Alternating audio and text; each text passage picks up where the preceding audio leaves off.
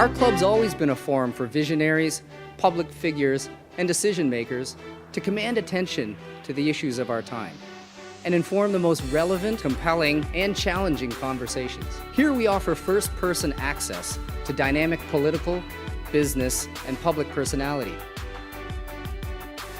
The Canadian Club is one of the most important podiums anywhere in the world that a Canadian can speak to, tell Canadians what it is that they think, develop those thoughts. And so I want to thank you for that very, very much. Please join me in thanking our esteemed panelists today. Through our programs and events, including our youth and young leaders programs, our diversity partnerships, our joint events, and our media and social media opportunities, we offer you access to dynamic political, social, and business figures from abroad and right here at home. The platform from which the eloquence of Canada has flowed all of that time, whether it be business, education, politics, sports, arts, and culture.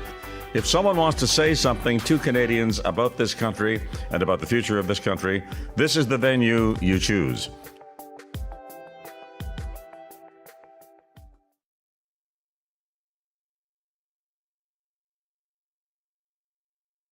Hello everyone, I hope you enjoyed your lunch. Welcome to those of you joining us online today. My name is Colleen Kennedy and I have the great privilege to be the Executive Director of the Canadian Club Toronto. Lovely to see so many friends here. Thank you.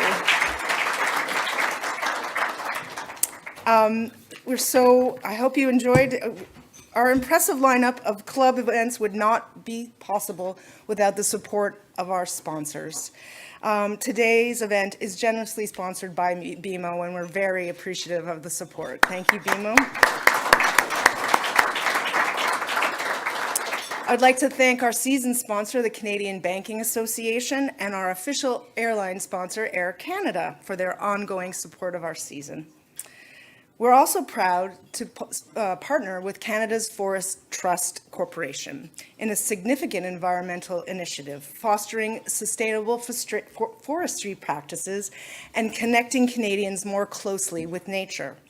Together, we are not only compensating for today's carbon footprint, but also in nurturing a green legacy for future generations. Thank you, CFT, for planting a forest and preserving it in our honor.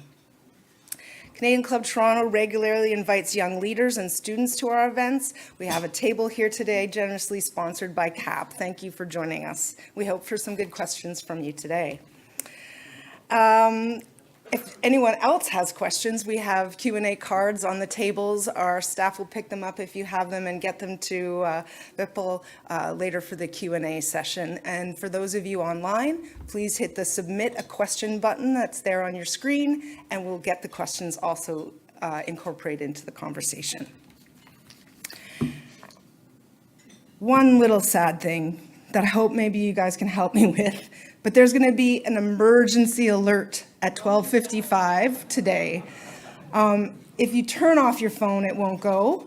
But I understand that you might not want to turn off your phone, but don't be startled. But Lisa might appreciate it less loudly to echo. Yes, it will be perfectly timed for the alert at 12:55. So now I am pleased to invite Bradley Wells, Managing Director and Head of Energy Investment Banking, BMO, to introduce our fabulous speaker.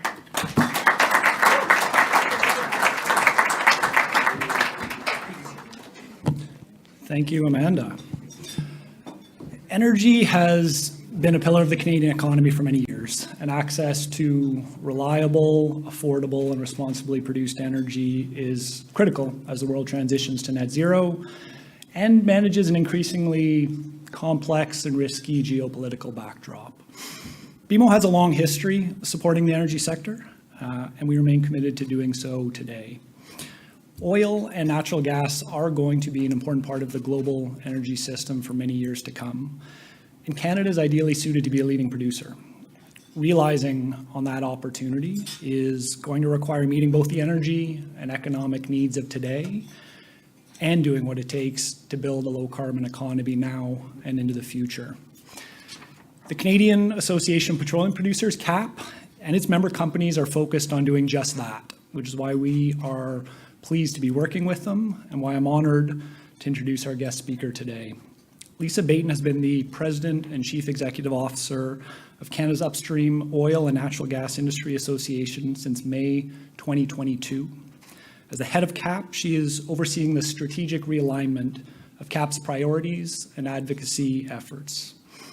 Lisa has a deep executive career. She spent over a decade on the global leadership team at CPP Investments, where she had responsibility for strategy development and program execution across more than 50 countries as managing director and head of global public affairs. She is an expert in geopolitical, political, and regulatory risks. Lisa's also held several other leadership roles, including Vice President, Practice Lead, Government Relations for a large North American public relations firm, where she provided executive legal counsel to highly regulated multinational corporate clients across a range of industries. Lisa also worked for one of Canada's largest industry associations, the Canadian Bankers Association, and has held government leadership roles both at the federal and provincial level in Saskatchewan and Ontario. I have seen firsthand the depth of Lisa's understanding of the oil and gas industry, gained not only from her roles as an institutional investor and a policymaker, but her lived experience. She grew up in Swift Current, Saskatchewan, to parents who owned a small oil field trucking, heavy equipment, and earthworks construction company. Following her remarks, Lisa will be joined on stage for a Q&A session by Vipal Manga, reporter for the Wall Street Journal. Vipal writes about social issues, economic and financial market trends, and geopolitics for the Canada Bureau. Lisa, the Canadian Club Toronto podium is yours.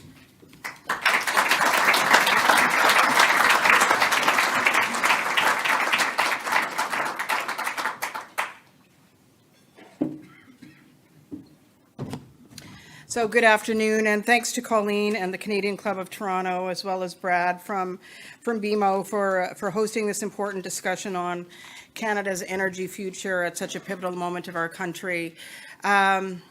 Thanks to BMO in particular for sponsoring. BMO is CAP's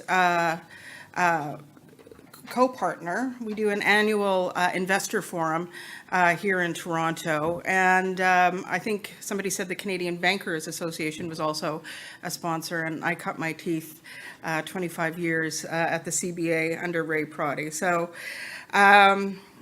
and I've spent over a quarter of a century in almost the entirety of my professional career here in Toronto, and it's a city that I love, and it's been really terrific coming back here and seeing so many great faces. Isabel Bassett, I used to work for back in the day. I worked for Ernie Eves when he was Minister of Finance and then Premier, so it's just really great to be back here and see so many great faces. As Brad mentioned, I did take on the helm of the Canadian Association of Petroleum Producers, or CAP as we call ourselves, just over a year and a half ago. And I recall some of you in this very room who said to me, Lisa, are you really sure you want to jump into the oil and gas industry? Do you think that's a smart move?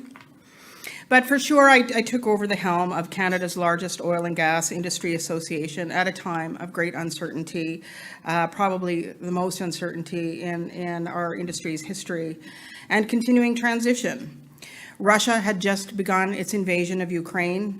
Putin was holding Europe hostage over energy, triggering an energy supply crisis and raising energy security concerns amongst the Western Alliance. OPEC is continuing to constrain supply to keep prices high.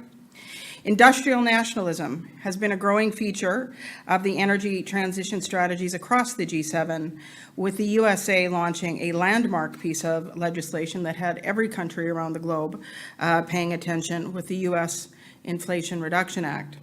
And the very real cost of living and affordability crisis impacting citizens required governments globally to course correct their pace of transition policies. And geopolitical volatility generally has been trumping capital market investment considerations around the world. So the challenges were clear, But I also see a number of people in the audience today from Canada's financial and capital markets community, and I really want to give a nod to those organizations that have acknowledged that it is possible to have meaningful net zero 2050 commitments while concurrently acknowledging that global demand for all sources of energy is going to continue for decades to come, that have continued to unapologetically support the entire energy spectrum, including traditional energy, that recognize the world-class quality of Canada's energy producers and their technical talent that enables Canada to produce some of the highest quality hydrocarbons in the world, and that understand the critical role of the Canadian oil and gas sector and what it plays not only to our nation's economy, but as a critical piece of the net zero challenge and the sector's need for capital at scale. I came to this role after spending a third of my career working through 3 CEOs at one of the largest institutional investors in the world. So I very much hold those views. So despite the skeptics who questioned my move, I actually saw this as a role of a lifetime, an opportunity for me, for sure, but more meaningfully, a chance to help realize what I see as a generational opportunity for Canada. One of Canada's greatest competitive advantages in the global economy is our energy advantage. Canada is blessed with world-class resources. We are the 4th largest producer of oil and the 5th largest natural gas producer in the world. Our oil reserves are larger than that of Russia. But our competitive advantage isn't just about resource wealth. What distinguishes us from some of the larger oil and gas producing nations like Saudi and Russia is that Canada produces our resources with some of the highest human rights and environmental standards in the world. Canada has a unique combination of a commitment to climate change action and capital investment in clean technology innovation, workers with the talent to produce our resources cost effectively and responsibly, a stable and democratic government, and systems in place to ensure that the financial benefits from resources Canadians own are actually shared across the country for the benefit of Canadians. Realizing our energy advantage has the potential to position Canada as a leader on the global path to net zero, providing secure, responsibly produced oil and natural gas to help lower global emissions, to be a trusted brand on the world stage, acting as a valued ally and source of energy security, and as an economic powerhouse, investing in the technologies of tomorrow and benefiting all Canadians along the path to get there. Yet as we sit here today, it's hard to see how we will realize this opportunity for Canada and for Canadians. Canada continues to face significant challenges. Productivity is falling and inflation persists. Global geopolitics are continuing to change rapidly, and with them, so are Canada's relationships with longtime allies and trading partners.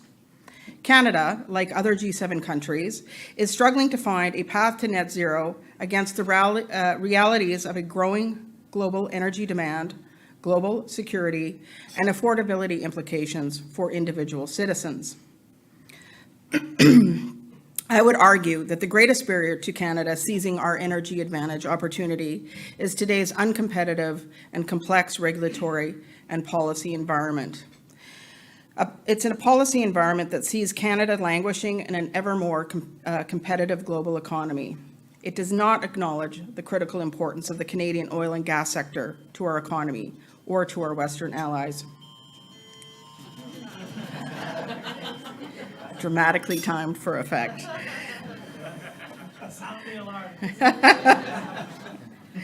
It ignores the time value of money and the need for a critical infrastructure permitting process to move with speed and with certainty, particularly in a capital-constrained environment.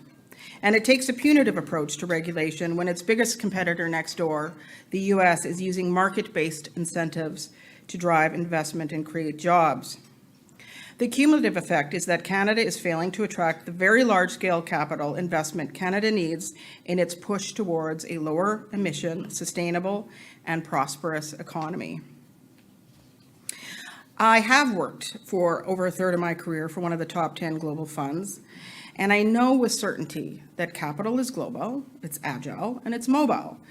It will naturally flow to countries where there are predictable regulatory and policy frameworks. When investors consider where to place their dollars, particularly with large-scale and long-dated projects, and where the outcomes can be binary, they ask how predictable the regulatory and policy frameworks are, especially considering the payback periods for these types of assets is very long, and the forecasting required is very far into the future.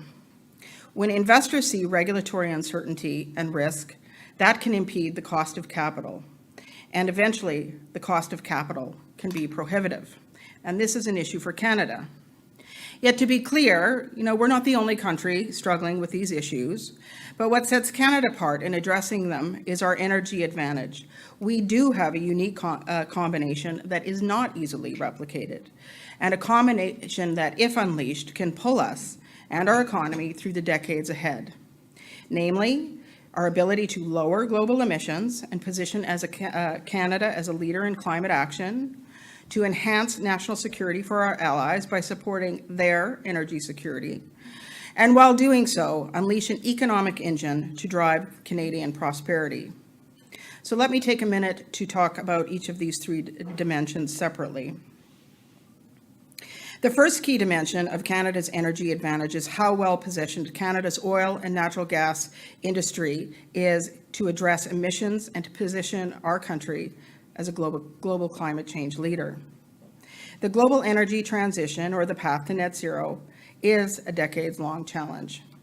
We're in the early stages, and the hard realities are already revealing themselves. More and more, we're seeing countries recognize that traditional fuels, including oil and natural gas, are critical to addressing their energy security and affordability challenges, and will be needed for decades to come. Global coal use last year reached historically high levels, with 195 coal plants under construction and a further 320 planned in the near future, and that growth is unfortunately expected to continue. The problem is, emissions do not have boundaries.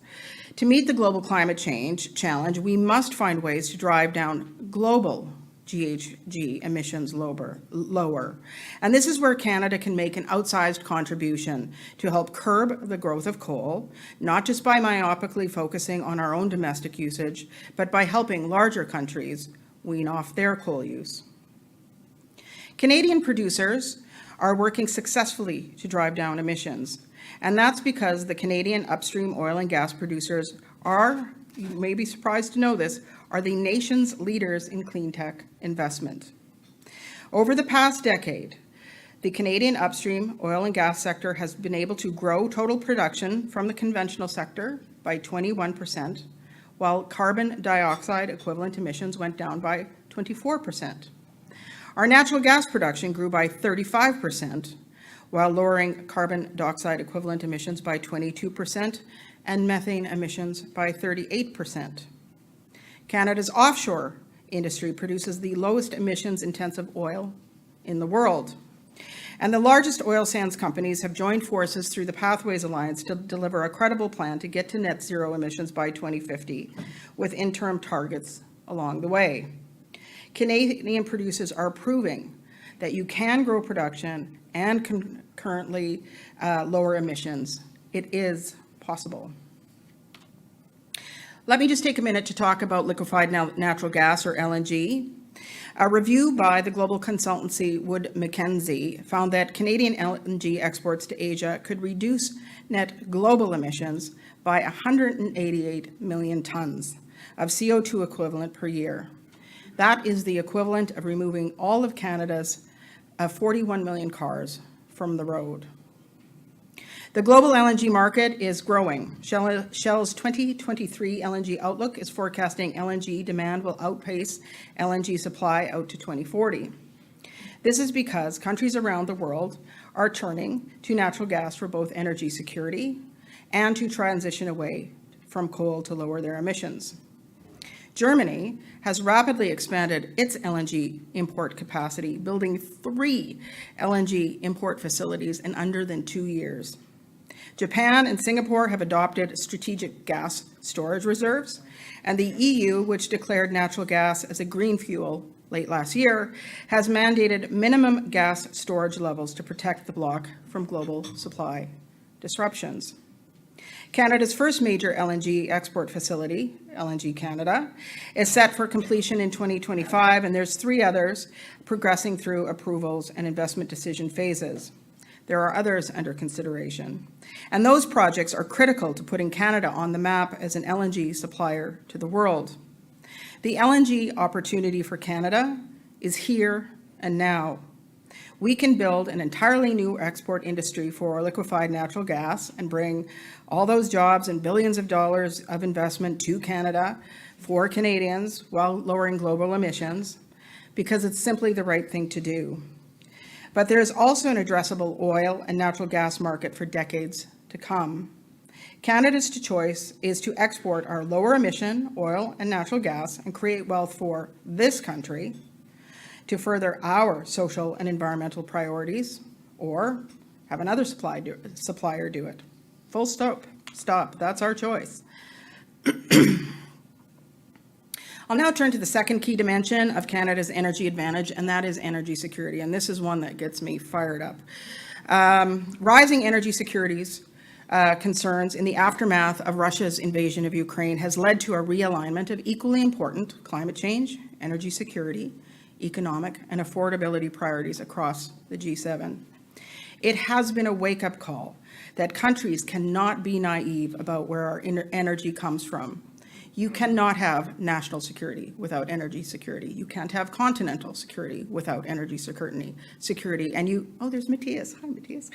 And you can't have Western Alliance security without energy security. All of those require energy security, and that is the uninterrupted availability of energy sources at an affordable price. We cannot underestimate the incredible and enviable advantage that Canada has when it comes to energy security, both in terms of securing it for ourselves and for our national security, but for providing it for others. Canada is one of the few stable democratic nations that has the capacity to produce significantly more oil and natural gas than we can consume. Compare this, for example, to Japan, with 72% of their energy coming from imported fossil fuels. Canada has a wealth of energy resources that are valued not simply because the world needs oil and natural gas, but because Canada is a secure and trusted trading partner. Today, we are already seizing on that opportunity to some effect. Western Alliance countries that produce oil and natural gas include United States, Canada, Norway, Australia, and the United Kingdom. And collectively, they account for 32% of total global production. And in that group, Canada is second only to the United States, contributing 17% of total oil and natural gas production. The supply from stable, democratic, and trusted nations is an important source of energy security at a time when geopolitics, including Russia's war with Ukraine, and now the recent Israel-Hamas conflict and the related Iranian shadow war, are putting greater volumes of oil and natural gas supply at risk. In this context, Canadian oil and natural gas export capacity becomes exceptionally important to ensure global energy security. It's not only an opportunity for Canada, but it is an obligation as a G7 country. Today, virtually all of our oil and natural gas products go to the United States, but we have the opportunity to diversify our markets through the recently completed Coastal GasLink pipeline, which will supply Canadians' LNG facilities, and the soon-to-be completed Trans Mountain pipeline expansion, which will give our oil exports direct access to tidewater and global markets.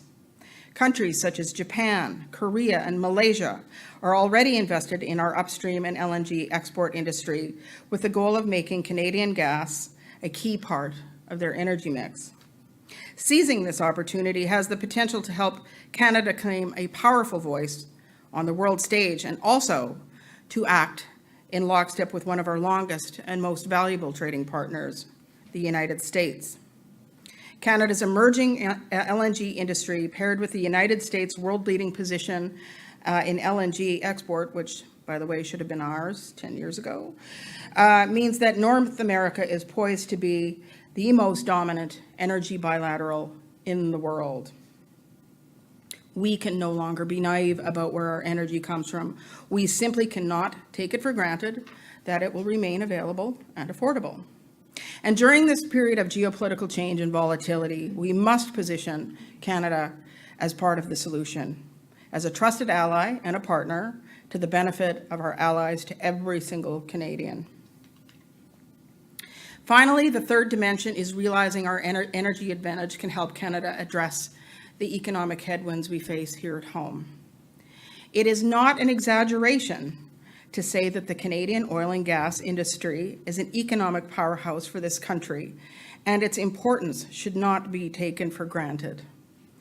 Last week, we announced some officer changes to the CAP's board, and the Globe headline on it was "CAP strives for relevance." Well, let me say that the strength of the Canadian dollar is highly correlated to the price of oil, and that impacts each and every Canadian's buying power. Canadian oil and gas exports are still a very big component of Canada's balance of trade, making up a fifth of Canada's total trade value. This year, following several years for capital investment in the Canadian oil and gas industry, we are expecting that investment in the upstream production in Canada will hit $40 billion, supporting hundreds of thousands of jobs and providing new spending towards environmental performance and emission-lowering technologies. And as I said before, in fact, oil and gas producers are among the nation's leaders in clean tech investment, providing the backbone for this country's clean tech industry. And let's not forget that the industry is a critical source of federal, provincial, and municipal government revenues. Last year, the oil and natural gas revenues to governments across Canada reached $45 billion, and that amount has increased tenfold since historical lows just 3 years ago. So you tell me that we're struggling for relevance. So those revenues enable governments to operate hospitals, pay our teachers, run critical social programs, and support the arts, in turn contributing to the Canadian high quality of living. There is simply nothing else that can replace the national economic benefits that come with producing and exporting oil and natural gas in Canada. But what's more important is that realizing that this economic benefit is not mutually exclusive with Canada's and the world's climate change goals. The Canadian oil and gas sector is spending an average of $1.4 billion annually into emissions reduction and investing in those technologies that will further lower emissions in the future. And finally, it's all Canadians who stand to benefit. Our supply chain stretches across the country, reaching thousands of businesses located in every province, and we support over 400,000 Canadian jobs. Making up a significant part of that supply chain are hundreds of Indigenous-owned businesses. The industry is the largest employer of Indigenous peoples in this country. And we're also moving to build a deeper level of Indigenous economic participation. Since 2017, almost $4 billion of Indigenous equity positions have been made in oil and gas, and that's in pipelines and LNG facilities and power plants and more. And Trans Mountain will likely add tens of billions more to that total. So to keep the trend growing, CAP is supporting organizations like the First Nations Major Projects Coalitions and others in calling for a national Indigenous loan guarantee program to be included in the Canadian government's upcoming National Benefits Sharing Framework. And importantly, that program must not exclude oil and natural gas projects. Yes. Doing so would exclude a significant portion of the project opportunities available to Indigenous investment, and further, it would impede the Indigenous peoples the right to define their own pathway forward. So if we, one, meaningfully start to decrease global emissions by exporting more of our lower emission oil and natural gas, and two, grow our role and influence on the global stage by being a trusted source of energy, then three, we can strengthen Canada's economy and bring all of those benefits of a thriving oil and gas industry to Canadians. So I started my remarks talking about my time in Toronto and the financial industry, so just permit me a moment to talk about my new province of Alberta and the city of Calgary. At a time of increasing polarized debates and more divisive rhetoric, I can say definitively that the people I've met and worked with over the last year and a half are intensely proud Canadians. They're hardworking, they're entrepreneurial, and they're committed to doing better all the time. And they will be, and they will continue to be, a critical key pillar of national prosperity and future success, not as a sunset economy to be transitioned away from. Our greatest success as a nation will be unlocked when we have pan-Canadian strategies rather than regional factionalism. So to conclude, there's a lot of questions asked about Canada's future. But the question we should be asking is, why aren't we seizing one of Canada's strongest competitive advantages to be a leader in the global economy today? One of our greatest attributes as Canadians is our humility. We say, "I'm sorry," a lot. Much has changed in the world, and so must our course. And we do not need to apologize for our energy advantage. We should be extremely proud of it and what it can do for Canada and for the world. Canada does need future drivers of prosperity, one that can pragmatically propel us through the energy transition and set Canada up for future economic success. The world needs oil and natural gas. The world also needs to decarbonize. Canada can be a leader on both. There is a vision within our reach in which after 2050, Canada has the lowest emitting oil and natural gas products for as long as there is demand, a world where Canada is positioned competitively as the most favored producing nation, as a nation with a credible track record of building not just one or two projects, but multiple nation-building projects that will ensure Canadians receive full value for our valuable natural resources, and continue to grow and export our supply of responsibly produced oil and natural gas, and in doing this, attracting the global capital investment into emissions-reducing major projects that will allow Canadians to prosper in a lower carbon world. But to achieve this vision, we have to get the policy environment right. It needs to be clear, it needs to be pragmatic, and it needs to be competitive with other nations. It also needs to align across the provinces and federally, which means we need to collaborate across political lines and across industries. And if we get that right, we can ensure that billions of dollars of investment come here to Canada, creating jobs and opportunities and prosperities for all Canadians for decades to come. Thanks for listening to me.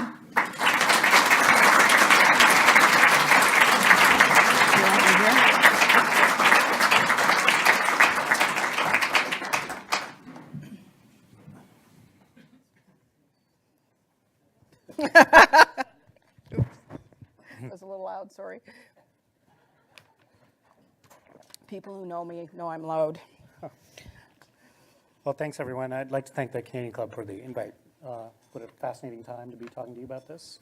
And I'd like to start our conversation by addressing the biggest issue facing the oil and gas industry, arguably the world, which is climate change. Yep. Issue was front and center all summer. We had one of the worst wildfire seasons on record. 2023 looks to be the hottest year in recorded history, according to scientists.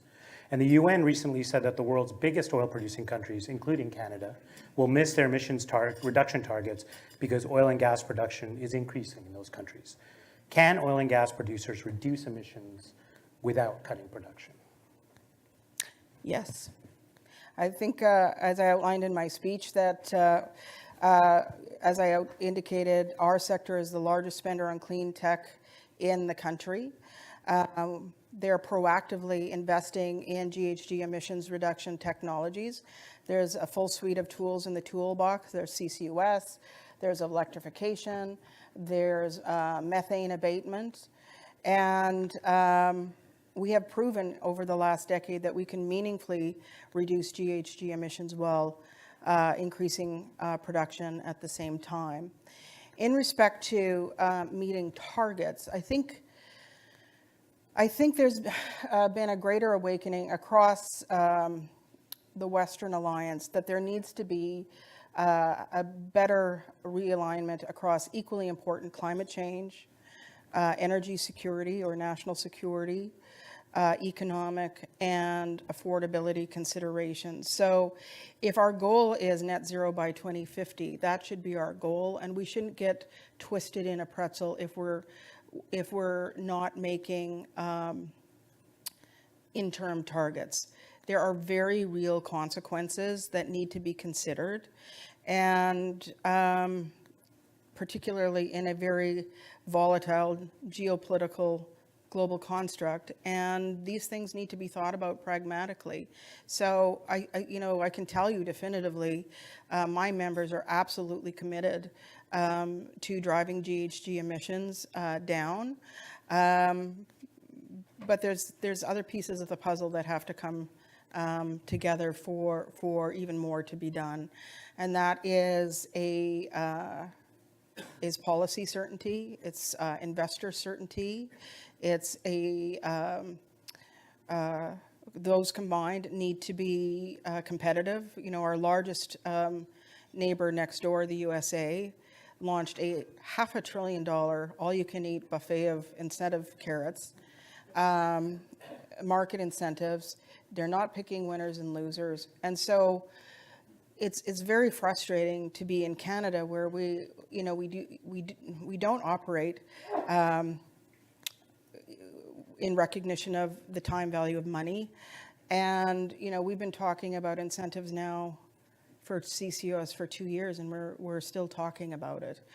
And that's to say we can't compete dollar for dollar with the U.S.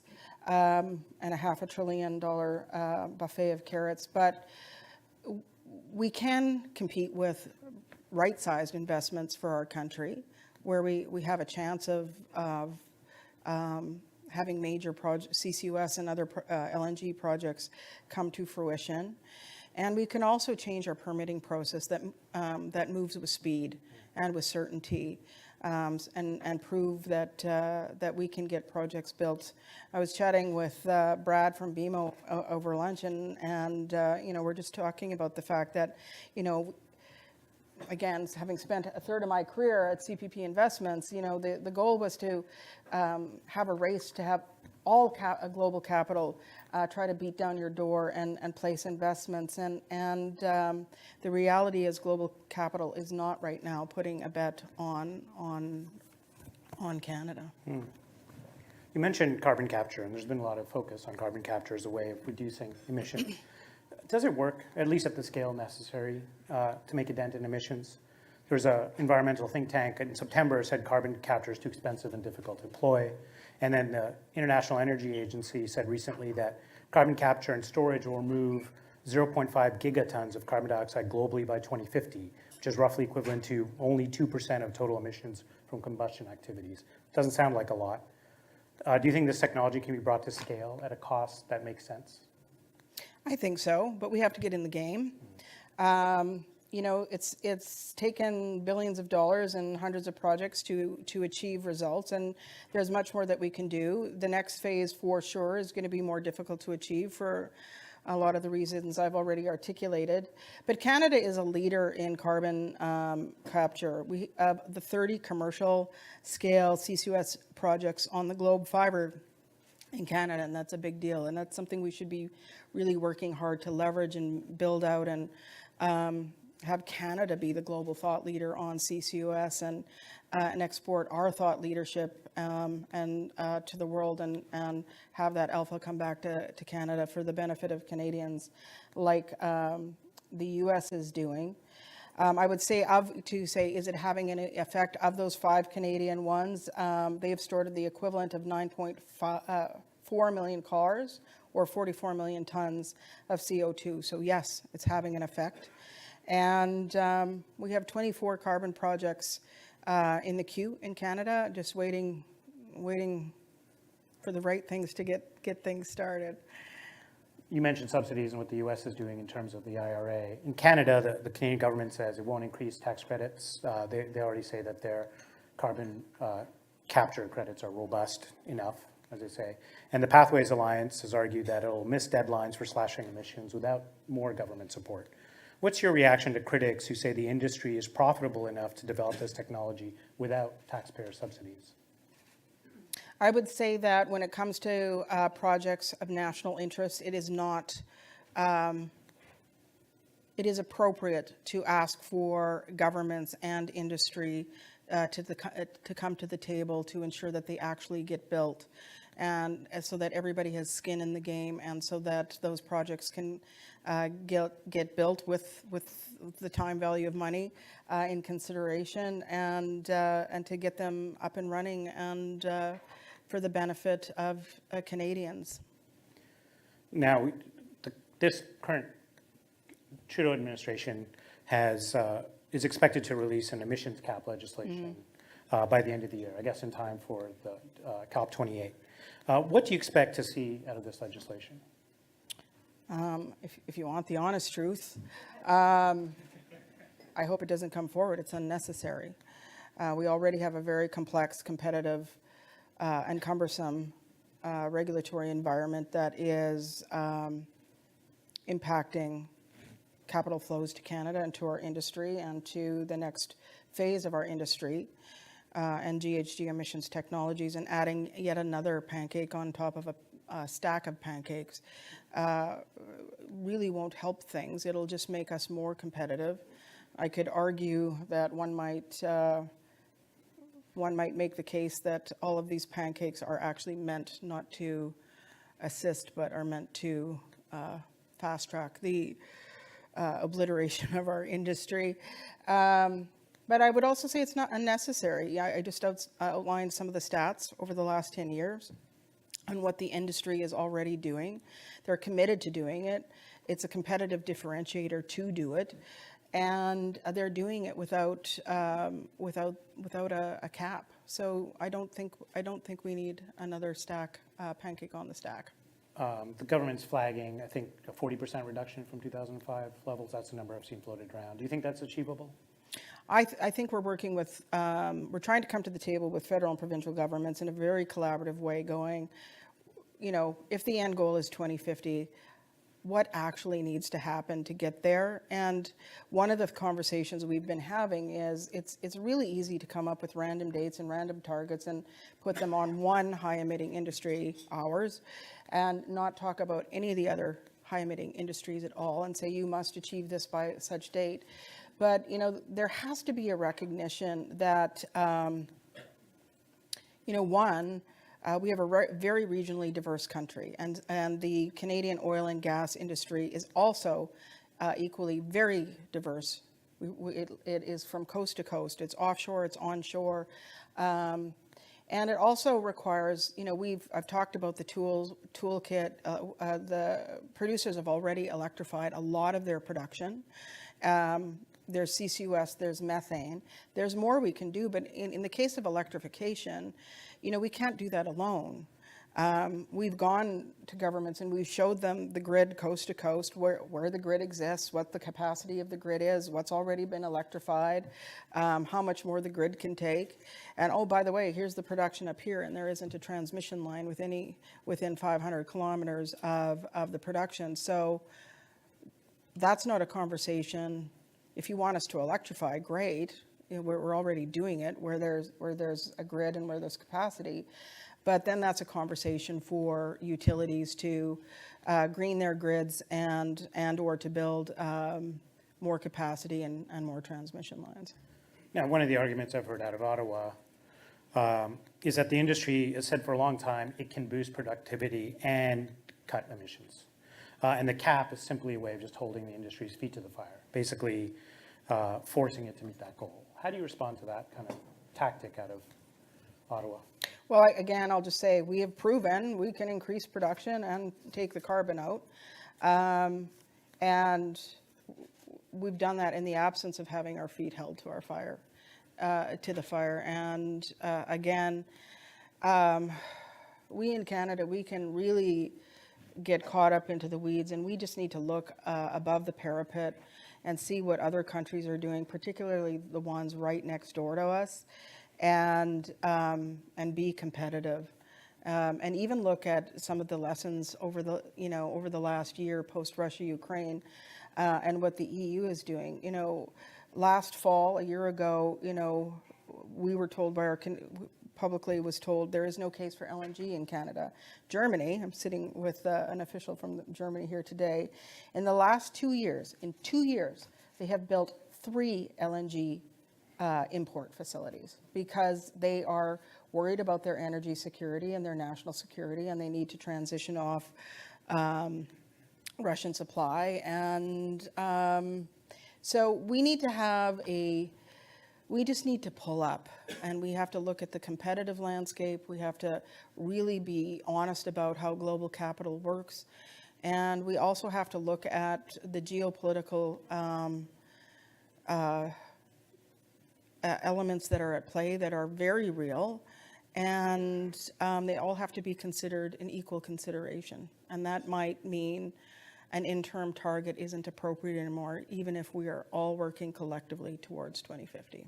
Danielle Smith called the emissions cap overreach. She compared it to Bill C-69, which the Supreme Court just struck down parts of. What's your reaction to that comment, and how does the repeal of parts of C-69 affect the oil and gas industry?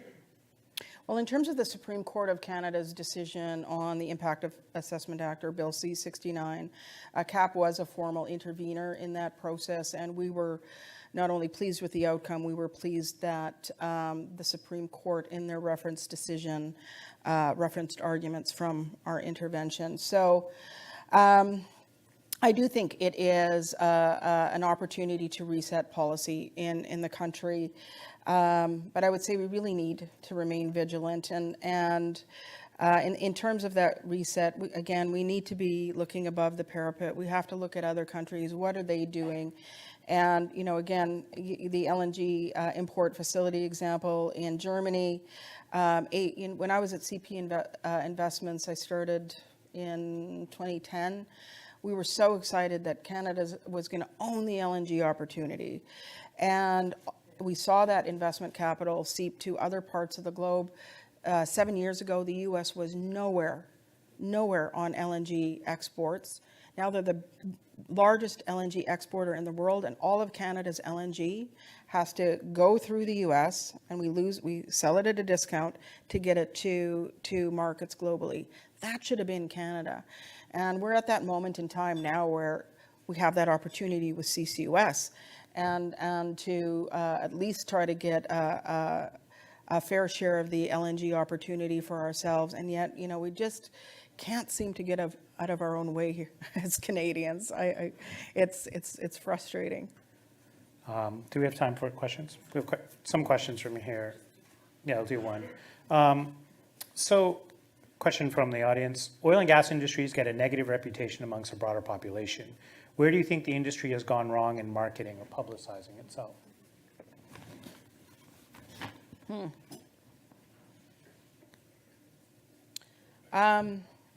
I think, well, I can speak on behalf of the Industry Association. I think we lost a decade in telling the good news story about, things started coming at the industry in particular, starting about a decade ago. And, we should have been out there going, hey guys, like everything I just said in my speech, like you can't be naive about where your energy comes from. It's tied to your national security. You can't be naive about the importance of oil and gas to the Canadian economy, the strength of the dollar, the balance of trade, federal, provincial, municipal government revenues. There's nothing that will replace that. And I think we could have done a better job earlier on and talking about how forward thinking we've been in terms of clean tech investment and proactively tackling the GHG challenge, and the fact that, my member companies are very committed to sustainability goals. So I think we lost a decade in terms of getting out there and telling the story outside of the producing provinces and to other parts of Canada, and being at the table and having a dialogue. but I'm running to catch up. It'll be an interesting next decade for sure. Yeah. I think we're out of time, but thank you very much.